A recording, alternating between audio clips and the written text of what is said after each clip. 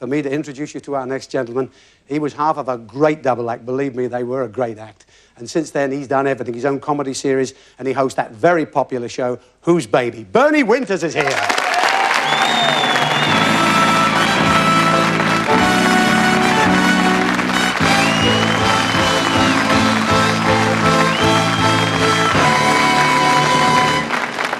This is my moment.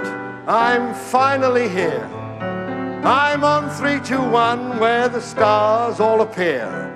They have actors and comics and fantastic singers. But please tell me this. How does Ted Rogers do that with his fingers? Strike the band up. Light the lights up. On the first scene of my show. May I say to you all, thank you for coming, because without you good people, I wouldn't be here. I know that this very minute there's history in it. I'm here. Light the candles, roll the rugs out, and there's one thing that I know what you're saying, all you people out there in the studio audience. You're saying, my word, doesn't he look different when you see him up close, eh? That's what you're saying. I can hear the mumbling going on. Doesn't he look so much more sexier in real life? You see, that's the trouble with television, because you're seeing me live. The people at home, they don't realise what I really look like, you know, because these machines, they distort you. When people see me live like we are right now, they say I look a lot like, what's his name, Julio Inglesi, you know. Don't you think so? Oh, that's pretty definite. All right, well, I mean, I'm not going to argue with you. I suppose if I resembled anybody, it's someone much more sophisticated, someone of my own age group, someone more like, say, like Paul Newman, eh? No. What about Wurzel Gummidge? Yes, well, there you are. But I must say, you know, it's so nice to come on this 321. I've been doing it for many years now, but like being on the show, that is. And it's such a, what can you say, a nice, happy atmosphere. Really, I arrived here yesterday. I don't know why, but I did. I turned up yesterday, and I was hanging about. And when I got outside there, I mean, Teddy, I was just getting out of the car, and Ted flew out to the front of the studios, and he said hello, and he kissed me on both cheeks. I was so embarrassed. I was bending down at the time. And, then I met Linda, the girl on the show, the hostess of the show, the one that wears that long, ridiculous short thing up the bed here. And I like her. She's a very nice lady. She's a very nice girl indeed. I mean, you don't get to really know her, but she's charming. I mean, there's nothing I wouldn't do for her, and there's nothing she wouldn't do for me. And that's how we've been getting on, doing nothing for each other.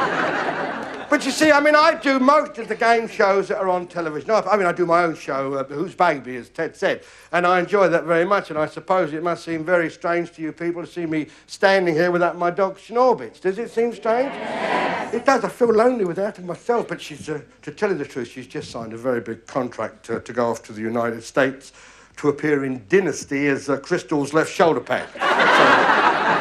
But Who's Baby, you see, I mean, I never, to tell you the truth, doing the double act for all those years, I never actually thought that I would be involved in a show like Who's Baby with kids and animals. But I said to my governor, Philip Jones, I said, how come you pick someone like me, like to host a show like Who's Baby?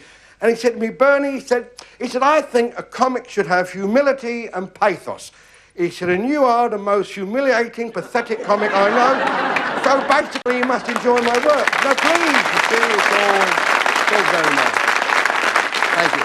And a particular show, a game show that I do enjoy doing is Blankety Blanks. Now, I know it's on the other side, but he used to work here, Les Dawson. He's a funny man, don't you think so? I mean, I think he is anyway. He is very funny. He told me a funny gag, because I don't normally tell jokes, because you can tell where I'm stood here how bad I am. But he told me one about, the E.T., E.T., the little thing from outer space, and it's walking along the road one day, and a man's coming towards E.T., and as E.T. gets up to this man, he looks at this fella in the face, he goes, poof, right in his face. So this man looks down at him and he says, you horrible, disgusting, filthy little beast. It's a horrible thing to do to somebody. He said, don't you have a handkerchief? And E.T. looks at him and he said, oh, sorry, he said, but I've got no nose.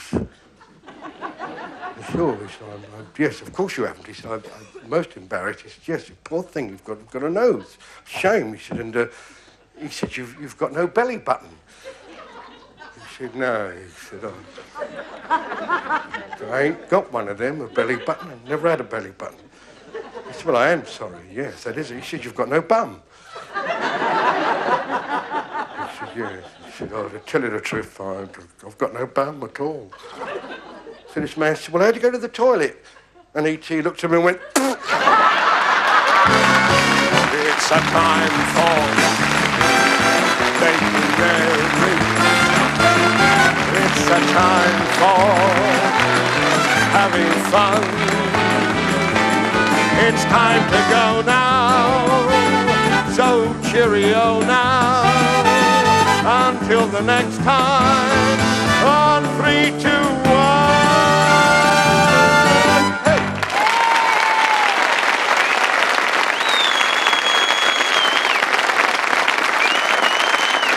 There he is. Hello, mate. How are you, darling? All right?